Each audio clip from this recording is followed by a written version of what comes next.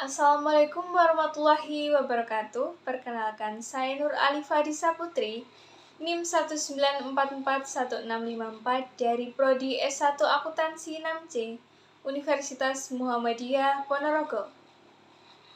Di sini saya akan menjelaskan terkait analisis kinerja keuangan pada Bank Mega Tbk pada periode 2020-2021. Saya akan menjelaskan sedikit deskripsi dari Bank Mega Tbk. Bank Mega adalah perusahaan Indonesia yang didirikan pada tahun 1969 yang bergerak di bidang jasa keuangan perbankan dan berbentuk perseroan terbatas. Dengan semboyannya, Mega tujuan Anda, bank ini tumbuh dengan pesat dan terkendali serta menjadi lembaga keuangan ternama yang mampu disejajarkan dengan bank-bank terkemuka di Asia Pasifik dan telah mendapatkan berbagai penghargaan dan prestasi baik di tingkat nasional, regional, maupun internasional. Terdapat beberapa aspek pada analisis kinerja keuangan. Yang pertama adalah aspek permodalan. Terdapat dua perhitungan, yaitu yang pertama primary ratio, yaitu primary ratio sama dengan equity dibagi dengan total aset dikalikan dengan 100%. Pada tahun 2020, equity sebesar Rp18.208.150 dibagi dengan total aset Rp112.202.653 dikalikan dengan 100% sama dengan 16,23%. Pada tahun 2021, equity sebesar Rp19.944.464 dibagi dengan total aset Rp132.879.390 dikalikan dengan 100% sama dengan 14,41%.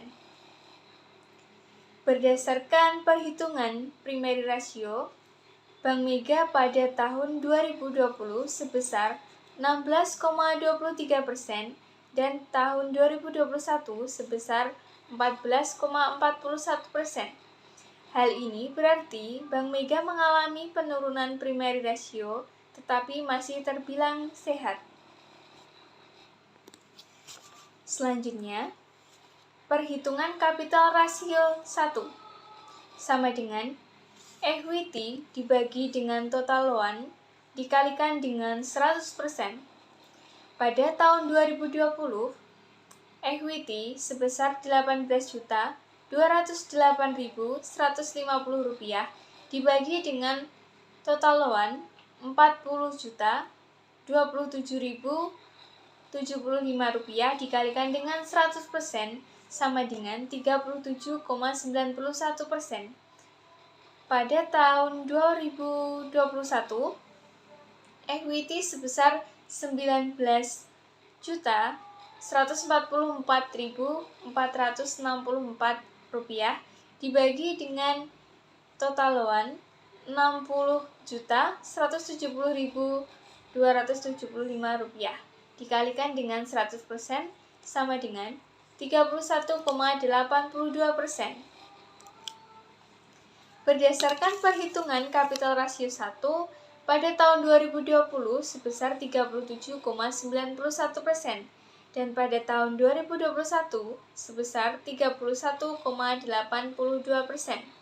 Dapat disimpulkan bahwa kemampuan permodalan Bank Mega mengalami penurunan, namun masih terbilang sehat karena memenuhi standar minimum yaitu 10% sampai 20%. Aspek yang kedua yaitu aspek likuiditas. Terdapat dua perhitungan, yaitu yang pertama, loan to asset ratio sama dengan jumlah kredit yang diberikan dibagi dengan total aset dikalikan dengan 100%. Pada tahun 2020, jumlah kredit yang diberikan yaitu Rp27.075 dibagi dengan total aset Rp112.202.653 dikali dengan 100% sama dengan 42,80%.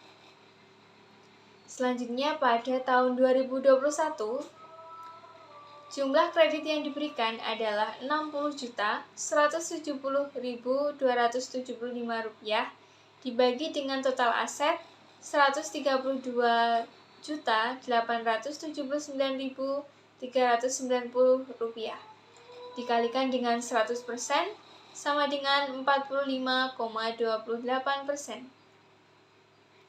Berdasarkan perhitungan loan to asset rasio pada tahun 2020 sebesar 42,80%, sedangkan pada tahun 2021 sebesar 45,28%. Hal ini menunjukkan peningkatan dari tahun sebelumnya, akan tetapi dikategorikan tidak baik karena semakin tinggi loan to asset rasio, maka semakin rendah likuiditas bank. Perhitungan yang selanjutnya yaitu kapital rasio 2 sama dengan total loan dibagi dengan total deposit dikalikan 100%. Pada tahun 2020, total loan yaitu Rp47.075 dibagi dengan Rp81.138.505 dikalikan dengan 100% sama dengan 59,19%. Pada tahun 2021, total loan yaitu Rp60.275 dibagi dengan total deposit Rp101.170.692 dikalikan dengan 100% sama dengan 59,47%. Berdasarkan perhitungan kapital rasio 2 pada tahun 2020 sebesar 59,19% dan tahun 2021 sebesar 59,47%. Kapital rasio mengalami kenaikan, akan tetapi semakin tinggi nilai banking rasio maka tingkat likuiditas bank semakin rendah. Aspek yang ketiga yaitu aspek rentabilitas. Terdapat dua perhitungan. Yang pertama, return on asset sama dengan laba sebelum pajak dibagi dengan total aset dikalikan 100%. Pada tahun 2020, laba sebelum pajak sebesar Rp3.715.053 dibagi dengan total aset Rp112.202.653 dikalikan dengan 100% sama dengan 3,31%. Pada tahun 2021, laba sebelum pajak sama dengan Rp4.952.616 dibagi dengan total aset Rp133.879.390 dikalikan dengan 100% sama dengan 3,73%. Berdasarkan perhitungan return on asset pada tahun 2020 sebesar 3,31% dan tahun 2021 sebesar 3,73%. Dapat disimpulkan bahwa ROA dalam keadaan sehat karena kemampuan aktiva yang diinvestasikan untuk berputas dalam menghasilkan laba yang tinggi.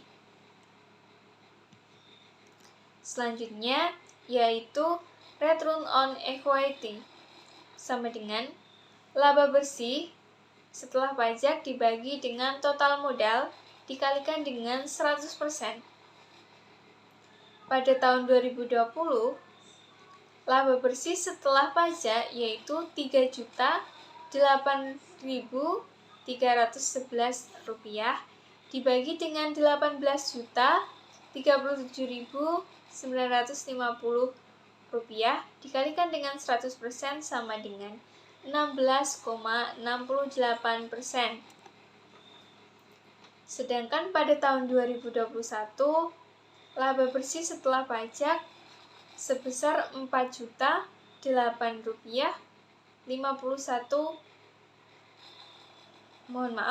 sebesar Rp4.008.051 dibagi dengan 19.026.087 dikalikan dengan 100% sama dengan 21,7%. Berdasarkan perhitungan ROE, pada tahun 2020 sebesar 16,68% dan pada tahun 2021 sebesar 21,7%. ROE mengalami kenaikan. Hal ini dapat disimpulkan ROE dalam keadaan sehat karena standar ROE yang baik yaitu di atas nilai 8,32%. Aspek yang selanjutnya yaitu aspek keempat, aspek risiko usaha. Terdapat dua perhitungan. Yang pertama, aset risk, yaitu equity dibagi dengan total aset dikurangi cash dikurangi dengan securities dikalikan dengan 100%. Pada tahun 2020, equity sebesar Rp18.208.150 dibagi dengan total aset Rp112.202.653 dikurangi dengan cash sebesar Rp969.421 dikurangi dengan securities Rp27.566.351 dikalikan dengan 100% sama dengan 12,20%.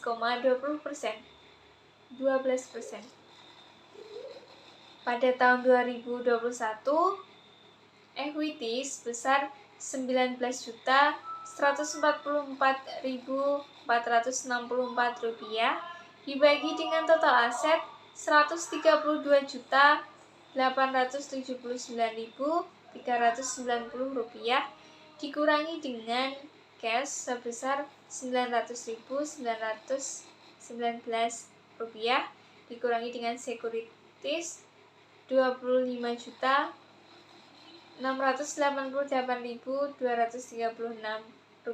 dikali dengan 100% sama dengan 12,14%. Berdasarkan perhitungan aset risk pada tahun 2020 sebesar 13,12%, pada tahun 2021 sebesar 12,14%, dapat disimpulkan bahwa Bank Mega mengalami penurunan kas dan sekuritas. Selanjutnya, perhitungan credit risk, yaitu bad debt dibagi dengan total loan dikalikan dengan 100%. Pada tahun 2020, bad debt Rp459.449 dibagi dengan total loan Rp47.075 dikalikan dengan 100% sama dengan 0,96%. Pada tahun 2021, bad debt sebesar Rp507.139 dibagi dengan total loan yaitu Rp60.170.692 dikalikan dengan 100% sama dengan 0,84%. Dapat disimpulkan bahwa Bank Mega mengalami penurunan risiko akibat kegagalan nasabah atau pihak lain dalam memenuhi kewajiban kepada bank. Aspek yang terakhir yaitu aspek efisiensi usaha. Pada aspek efisiensi usaha, terdapat dua perhitungan, yaitu yang pertama, leverage multiplier sama dengan total aset dikurangi dengan total kapital dikalikan dengan 100%. Pada tahun 2020, total aset sebesar Rp212.202.653 dibagi dengan total kapital Rp18.037.950 dikalikan dengan 100% sama dengan 622,04%. Pada tahun 2021, total aset sebesar Rp113.879.390 dibagi dengan total kapital Rp19.026.087 dikalikan dengan 100% sama dengan 698,41%. Berdasarkan perhitungan leverage multiplier, dapat disimpulkan bahwa Bank Mega mengalami tingginya risiko gagal bayar kewajiban utang yang dihadapi oleh bank. Perhitungan yang terakhir yaitu asset utilization sama dengan operating income ditambah dengan non-operating income dibagi dengan total aset dikalikan dengan 100%. Pada tahun 2020, operating income yaitu sebesar Rp3.735.257 ditambah dengan non-operation income sebesar Rp20.204 dibagi dengan total aset Rp112.202.653 dikalikan dengan 100% sama dengan 3,31%. Pada tahun 2021,